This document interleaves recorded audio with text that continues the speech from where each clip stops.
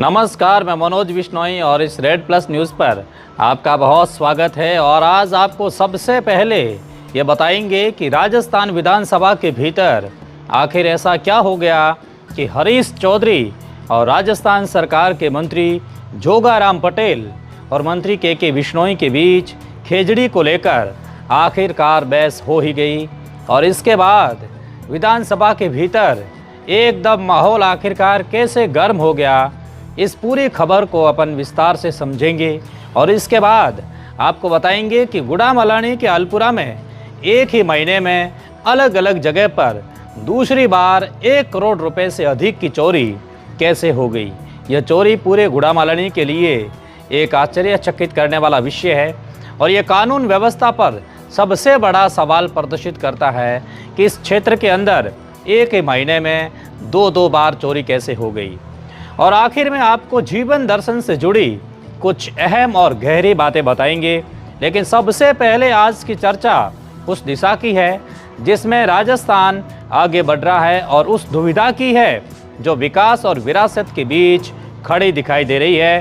क्योंकि 11 फरवरी 2026 को जब डेप्यूटी सीएम और वित्त मंत्री दिया कुमारी ने वर्ष 2026 और 27 का एक बजट पेश किया तो यह एक बड़ा ऐलान हुआ था कि राजस्थान को ऊर्जा का प्रदेश बनाएंगे, नवीनीकरणीय ऊर्जा में देश का एक बेहतरीन और अग्रणी राज्य बनाएंगे। बीकानेर और जैसलमेर में लगभग 4830 मेगावाट क्षमता के नए सोलर पार्क विकसित किए जाएंगे। करीब 2950 करोड़ रुपए का इसके लिए प्रावधान रखा गया है। जॉइंट वेंचर मॉडल और बड़े निवेश और बड़े लक्ष्य और किसानों के लिए 50,000 सोलर पंप और 1,500 करोड़ रुपए की योजना, डीजल मुक्त सिंचाई और हर खेत तक ऊर्जा और आत्मनिर्भर गांव और हरित भविष्य, बहुत कुछ रखा गया था। और सुनने में ये सब किसी भी राज्य के लिए गर्व की बात हो सकती है। लेकिन इसी बजट की गूंज के बीच एक और आवाज़ उठी जो विधानसभा के भीतर भी सुनाई दी और सड़क पर भी। और वे आवाज़ थी खेजड़ी बचाओ आंदोलन की। क्योंकि 2 फरवरी 2026 से बीकानेर की धरती पर खेजड़ी बचाओ कानून बनाओ एक महा आंदोलन जारी है। 11वें 12वें दिन में प्रवेश कर चुका है। बिश्नोई समाज, साधु संत और पर्यावरण प्रेमी के सिवाय 36 कौम के लोग भी मौजूद है, स्थानीय ग्रामीण भी मौजूद है और सब महापड़ाव पर डटे हैं। और उनका सीधा सवाल है, क्या ऊर्जा प्रदेश बनने की कीमत खेजड़ी चुकाएगी? और क्या सोलर पार्कों की चमक में रेगिस्तान की हरियाली धुंधली पड़ जाएगी? क्या विकास की रफ्तार में परंपराओं की जड़ें हिल जाएगी? और आज राजस्थान विधानसभा में प्रश्नकाल, शून्यकाल और बजट चर्चा के दौरान कांग्रेस विधायक हरीश चौधरी ने स्थगन प्रस्ताव के जरिए यह मुद्दा जोरदार तरीके से उठाया। हाथ जोड़कर हरीश ने कहा कि यह राजनीति का सवाल नहीं है, यह पहचान का सवाल है। खेजड़ी केवल पेड़ नहीं, राजस्थान की संस्कृति है। बीकानेर से लेकर पूरे प्रदेश में आंदोलन चल रहा है। सरकार को गंभीर कदम उठाए जाने चाहिए। पूरे सदन को मिलकर खेजड़ी को बचाना चाहिए। और जब ये बात उठी तो सत्ता पक्ष की ओर से मंत्री जोगाराम पटेल ने जवाब दिया, सरकार है वो पर्यावरण संरक्षण के प्रति प्रतिबद्ध है। यानी कि सरकार ने पर्यावरण संरक्षण के प्रति अपनी प्रतिबद्धता दोहराई है। मंत्री के बिश्नोई ने कहा कि सरकार खेजड़ी संरक्षण के लिए कानून लाने की दिशा में काम ही तो कर रही है। मुख्यमंत्री भजनलाल शर्मा 5 फरवरी को पहले ही खेजड़ी संरक्षण कानून लाने की घोषणा कर चुकी हैं। लेकिन 12 फरवरी को सदन में कोई नया बिल पेश नहीं हुआ, कोई ठोस कानूनी प्रारूप है वो सामने नहीं आया। सिर्फ आश्वासन की पुनरावृत्ति हुई। और जब आश्वासन दोहराए जाते हैं लेकिन दस्तावेज सामने नहीं आते हैं तो सवाल उठते तो लाजमी हैं, बहस भी गरमाती है, टोका टोकी होती है, आरोप प्रत्यारोप चलते हैं। और यही वह सदन में दिखा। लेकिन असली सवाल सदन के शोर से बड़ा है, क्योंकि यह बहस सिर्फ राजनीति की नहीं, नीति की है। सिर्फ विपक्ष और सत्ता की नहीं, समाज और प्रशासन की है। राजस्थान आज 2 समानांतर रास्तों पर खड़ा है। एक रास्ता उसे ऊर्जा क्रांति की ओर ले जा रहा है, जहां हजारों मेगावाट सोलर क्षमता, बड़े निवेश, उद्योग, रोजगार, निर्यात और राष्ट्रीय पहचान है। तो दूसरा रास्ता उसे अपने परिस्थिति की ओर, अपने सांस्कृतिक धरोहर की ओर, अपने राज्य वृक्ष की ओर, अपनी जैव विविधता की रक्षा की ओर ले जाया जा रहा है। और यही चुनौती है कि क्या वे दोनों रास्ते मिल सकते हैं या टकराएंगे, क्योंकि सोलर पार्कों के लिए विशाल भूमि की आवश्यकता होती है। हजारों एकड़ जमीन, ट्रांसमिशन लाइनें, सब स्टेशन और एक्सप्रेस रोड, और स्थानीय लोगों की आशंका यही है कि भूमि चयन की प्रक्रिया में खेजड़ी सहित पारंपरिक वनस्पति प्रभावित हो सकती हैं। खेजड़ी जो मरुस्थल की जीवन रेखा है, जो मिट्टी के कटाव को बचाती हैं, जो पशुओं को चारा देती हैं और भूमिगत जल संतुलन में मदद करती हैं, और जो बिश्नोई समाज की आस्था का केंद्र है। 1730 में खेजड़ली बलिदान की स्मृति जो हुई थी वो आज भी हमारे जहन में याद है, इतिहास में दर्ज है। और जब 363 लोगों ने खेजड़ी की रक्षा के लिए अपने प्राण न्यौछावर कर दिए थे, इसलिए जब आज खेजड़ी पर खतरे की आशंका जताई जाती है तो ये केवल पर्यावरणीय चिंता नहीं होती, वह सांस्कृतिक चेतना बन जाती है।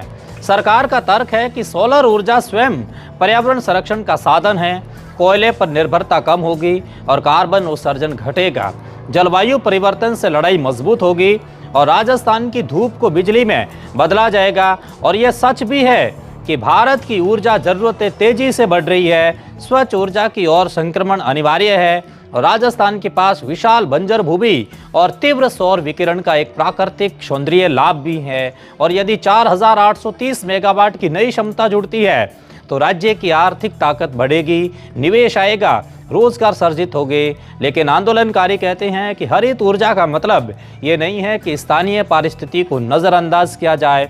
यदि हरित ऊर्जा परियोजना के लिए हरे पेड़ कटते हैं तो यह अवधारणा ही विरोधाभासी हो जाती हैं। इनका कहने का मतलब यह है कि हरे पेड़ है वो कटने नहीं चाहिए।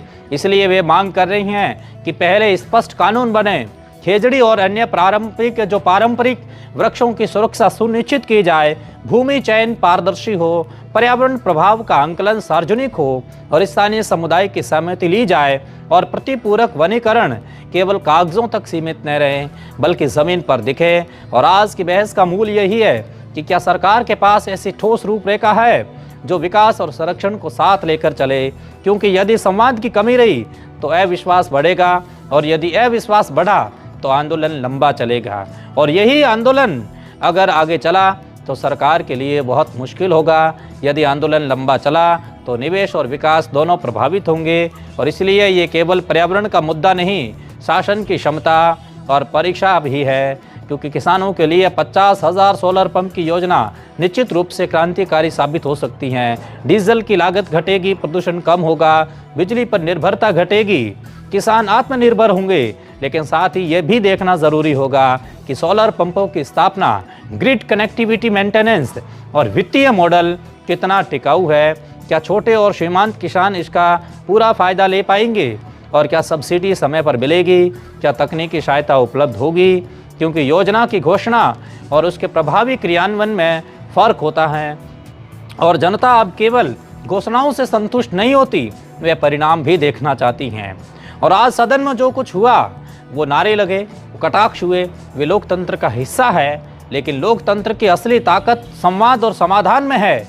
मुख्यमंत्री की घोषणा के बाद भी जब बिल पेश नहीं हुआ तो संदेह स्वाभाविक है, और सरकार को समयबद्ध रोड मैप बना देना चाहिए। कानून का मसौदा सार्वजनिक करना होगा, विशेषज्ञों और समुदाय को शामिल करना होगा, क्योंकि यदि सरकार पारदर्शी और सहभागी मॉडल अपनाती है तो राजस्थान सचमुच देश के सामने एक बेहतरीन उदाहरण बन सकता है।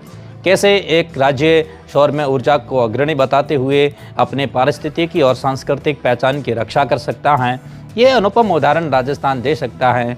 लेकिन यदि विकास की रफ्तार संवाद से तेज हो गई तो टकराव बढ़ेगा, राजनीति गरमाएगी और समाज विभाजित होगा। और आज खेजड़ी केवल एक वनस्पति नहीं, एक प्रतीक बन चुकी हैं। विकास के मॉडल पर पुनर्विचार का प्रतीक, स्थानीय सहभागिता की मांग का प्रतीक और पर्यावरणीय चेतना का प्रतीक। राजस्थान की पहचान उसकी धूप भी है और उसके धरोहर भी है, उसकी रेत भी है और उसकी जड़ें भी हैं। और यदि धूप को ऊर्जा में बदलना है तो जड़ों को भी सुरक्षित रखना होगा, क्योंकि विकास वही टिकाऊ होता है जो जड़ों को काट कर नहीं, उन्हें मजबूत करके आगे बढ़ता है। और आज की सबसे बड़ा प्रश्न या आज का सबसे बड़ा सवाल यही है, क्या राजस्थान ऊर्जा की दौड़ में अपनी पहचान की छाया बचा पाएगा? क्या सोलर पैनल और खेजड़ी साथ साथ रहेंगे, और क्या नीति निर्माण में पर्यावरण प्राथमिकता बनेगा या परिशिष्ट है, आने वाले दिनों में यह स्पष्ट होगा। लेकिन आज की तस्वीर यही कहती है कि यह बहस लंबी चलेगी, यह मुद्दा राजनीतिक भी रहेगा और सामाजिक भी, और अंततः निर्णय वही होगा जो संतुलन, संवेदनशीलता और दूरदर्शिता पर आधारित होगा। क्योंकि ऊर्जा प्रदेश बनने का सपना बहुत बड़ा है, लेकिन पहचान बचाने का संकल्प उससे भी बड़ा होना चाहिए, और राजस्थान का भविष्य इसी संतुलन पर निर्भर करेगा। और आज की दूसरी सबसे बड़ी खबर गुड़ामालानी की है, जहां एक बार फिर चोरों ने कानून व्यवस्था को खुली चुनौती दी है। कल मध्य रात्रि के समय गुड़ामालानी के आलपुरा गांव में चोरों ने 2 सूने मकानों के ताले तोड़े और करीब 1.25 करोड़ रुपए से अधिक के सोने चांदी के जेवरात और नकदी पर हाथ साफ कर दिया है। बताया जा रहा है कि दोनों परिवारों के सदस्य रोजगार के सिलसिले में बाहर रहते हैं। कोई गुजरात में काम करता है, कोई मुंबई में, और इसी का फ़ायदा उठाकर चोरों ने सूने मकानों को निशाना बनाया। और सवाल यह है कि क्या चोरों को पहले से जानकारी थी कि घर खाली है, क्या रेकी की गई थी, या गांव के स्थानीय स्तर पर कोई इनपुट उनको दिया गया था, कोई इनपुट लीक हुआ था, या फिर यह संगठित गिरोह की सुनियोजित एक वारदात है। क्योंकि जिस तरीके से ताले तोड़े गए और कीमती सामान को निशाना बनाया गया, उससे साफ संकेत मिलता है कि अपराधी तैयार होकर आए थे। और ये पहली घटना नहीं है, इससे पहले भी गुड़ामालानी में एक बड़ी चोरी सामने आई थी, और तब पुलिस ने डॉग स्क्वाड की मदद से सराहनीय कार्रवाई करते हुए चोरी का खुलासा किया था। यानी क्षमता है, संसाधन है और अनुभव भी है, लेकिन अब चुनौती दोबारा सामने है। ग्रामीणों में दहशत है, लोगों के मन में असुरक्षा की भावना बढ़ रही है, और सबसे बड़ा सवाल यही है कि क्या बाहर कमाने गए परिवार अपने ही घर में सुरक्षित नहीं है? इतनी पुलिस प्रशासन कैसे कमज़ोर हो सकती है? ये सवाल पूरे दिन आज ग्रामीणों के मन में रेंगते रहे। गुड़ामालानी अंचल में जब 1 करोड़ रुपए से अधिक की चोरी होती है, तो ये केवल आर्थिक नुकसान नहीं होता, ये विश्वास पर भी चोट होती है। लोग मेहनत की कमाई से गहने बनवाते हैं और भविष्य की सुरक्षा के लिए बचत में रखते हैं, और जब एक रात में सब कुछ साफ हो जाता है, तब भरोसा भी हिल जाता है। और अब वक्त है कि पुलिस पूर्व की भांति सक्रियता दिखाएं और तकनीकी साक्ष्य जुटाएं और सीसीटीवी फुटेज खंगालें, संदिग्धों से पूछताछ करें, और यदि आवश्यकता हो तो डॉग स्क्वाड व विशेष टीम की मदद भी लें। क्योंकि हर अनसुलझी चोरी अपराधियों का मनोबल बढ़ाती है, और हर सफल खुलासा जनता का भरोसा मजबूत करता है। गुड़ामालानी की जनता अब कार्रवाई चाहती है, आश्वासन बिल्कुल भी नहीं चाहती। सवाल सीधे हैं, क्या चोर स्थानीय हैं या बाहरी गिरोह? क्या इलाके में रात में गश्त एक पर्याप्त है? और क्या सूने मकानों की निगरानी का कोई सिस्टम भी है? पुलिस के सामने चुनौती बड़ी है, लेकिन उम्मीद भी उतनी ही बड़ी है। और अब नज़रें इसी पर है कि क्या इस बार भी गुड़ामालानी पुलिस उसी तत्परता से खुलासा कर पाएगी जैसे पिछली बार उन्होंने किया था। क्योंकि कानून का डर कायम रहना सुरक्षा की पहली शर्त है। और आखिर में आपको जीवन दर्शन से जुड़े कुछ गहरी बातें बताते हैं। आपने बंदर और मगरमच्छ की कहानी सुनी होगी। नदी किनारे एक पेड़ पर रहने वाला बंदर रोज मीठे फल खाता है, और दोस्ती के नाते वे फल नदी में रहने वाले मगरमच्छ को भी खिलाता है।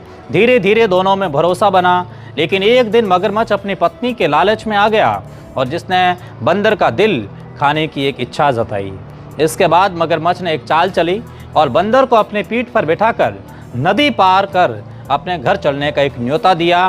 बीच धारा में उसने सच्चाई बता दी। तब बंदर ने घबराने के बजाय बुद्धिमानी दिखाई और कहा कि उसका दिल तो पेड़ पर रह गया है। किनारे लौटते ही वह पेड़ पर चढ़कर अपनी जान बचा ली। अब बंदर और मगरमच्छ की यही कहानी हमें जीवन का एक और गहरा सच समझाती है।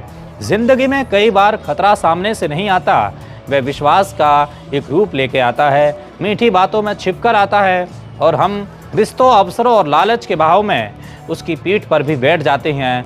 कार्यस्थल हो या व्यापार हो, राजनीति हो या निजी संबंध हो, हर जगह ऐसे लोग मिलते हैं जो पहले भरोसा जीतते हैं, फिर फायदा देखते हैं। इसलिए जीवन का पहला सिद्धांत है सजगता, और दूसरा है आत्मनिर्भरता, और तीसरा है समय पर निर्णय लेने की क्षमता। अगर बंदर घबराता है तो डूब जाता, लेकिन उसने परिस्थिति को पढ़ा, मन को स्थिर रखा और बुद्धि से रास्ता निकाला। और यही हमें भी अपने जीवन में करना है। जब कोई भी अचानक अत्यधिक निकटता दिखाए, और जब लाभ असामान्य रूप से आसान लगे, और जब निर्णय लेने का दबाव बनाया जाए, तब ठहर कर सोचिए, क्योंकि कई बार संकट हमें डुबोने नहीं हमें परखने आता है। और ये कहानी भी हमें यही सिखाती है कि अपनी सबसे बड़ी ताकत अपनी जड़ को कभी मत छोड़िए। बंदर की ताकत उसका पेड़ था और हमारी ताकत हमारे मूल्य, हमारा आत्मविश्वास और हमारी नैतिकता है। अगर ये सुरक्षित है तो कोई भी मगरमच्छ हमें स्थायी नुकसान नहीं पहुंचा सकता। जीवन की एक नदी में तैरना है और भावनाओं से नहीं बल्कि विवेक से तैरना होगा। और याद रखिएगा, विश्वास कीजिए पर परीक्षण के बाद में, साथ दीजिए पर स्वाभिमान के साथ में, और मुस्कुराइए पर सजग रहकर, क्योंकि समझदारी ही जीवन की सबसे बड़ा या सबसे बड़ी सुरक्षा कवच कहलाती हैं। रेड प्लस न्यूज़ से जुड़ने के लिए बहुत शुक्रिया।